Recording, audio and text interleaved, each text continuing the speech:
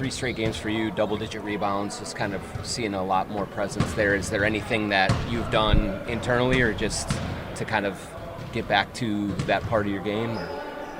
Just keep putting the work and try to set the tone for the team. I think just focusing on what's simple and on my superpower, which is, being who I am, especially defensively and with my intensity, affects everybody around. So I will try to focus on that, and then for the rest, it's icing on the top. I see. Do you sense kind of the impact that you individually make on the rest of the team when that is going the right way? I don't know if I sense it. I mean, I can see it, but when you really focus on the moment and focusing on what I need to do in that specific moment, it's almost like I don't have to think about a million things. I just have to think about what's a task, and there's always something at task in the middle of the game. So yeah, for sure it affects everyone. And when I watch film and when I study the game, for sure I can see that. How when I'm at my best, the team is playing on another level for sure. You got one of those floaters to drop last game. Like, how much have you worked on that part of your game and just making that something that you can go to when you need it? A lot over the last few years. Yeah. It's a shot that I've got way more comfortable taking, and now it's really became a weapon for me. And it's really important for me to be able to be a threat, between the mid-range area and the rim. And I get myself with the ball a lot in those situations, so it's a great weapon. When you get a lot of involvement offensively, does that spur you throughout the game on both ends of the court? Does that affect anything for you? Just not even necessarily for sure. 10, 12 I'm a basketball shots, player. Yeah. So for sure. Yeah. I mean, I know once again, we can't let not getting the ball or not getting shots, all these things affect us. And I try to never let that affect, my willingness to do what I need to do to help the team win. But for sure, I mean, you subconsciously, when you're an NBA player and you don't touch the ball, obviously, everyone wants to touch it. But to me, what really matters is that as a team, we play the right way. And if I don't touch the ball but we're taking the right shots, I'm totally fine with that. That means that the defense is probably making sure that on every one of my rolls, they bring help. That means somebody is open in the corner, or one of my teammates is open. So to me, it's more the frustration will come if you don't play the right way. Memphis is a big physical team. Do you kind of expect just a real physical game tonight? And is that physicality going to be really important for what you guys do? Sure. I mean, they're a very big and very physical team and very fast team. So it's going to be a great test for us. They've been playing really, really well.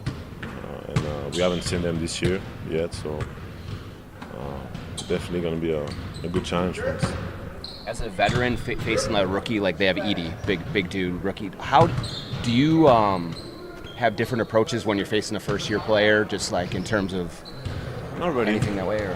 I'm really focusing on my role, what I need to do to help my team, and obviously whoever I'm facing, based on who they are as a player and their talent. A rookie can sometimes be really, really good. So Edie's been playing, he's been having a lot of good impact for them, and he's probably already one of the biggest dude in the league. So yeah, I really try to focus on that and focus on what I need to do for my team.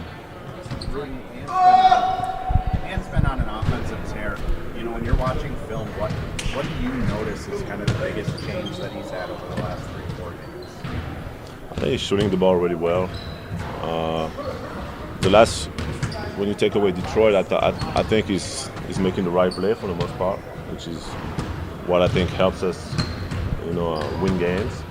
And yeah, shooting at a very, very high level mostly. And against Orlando, he did a good job getting to the paint, making plays, finishing at the rim, and that's huge for him to find that balance, between making shots, making some tough shots too, threes, and yeah, getting to the paint and creating for everyone. Talk about getting to the paint on our broadcast tonight. We're going to look back on that poster dunk.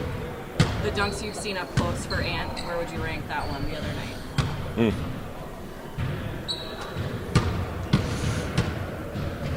Probably top 4. Utah was up there.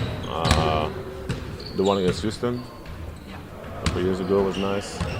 Yeah, probably 3 or 4. It's pretty cool. Yeah, it was good.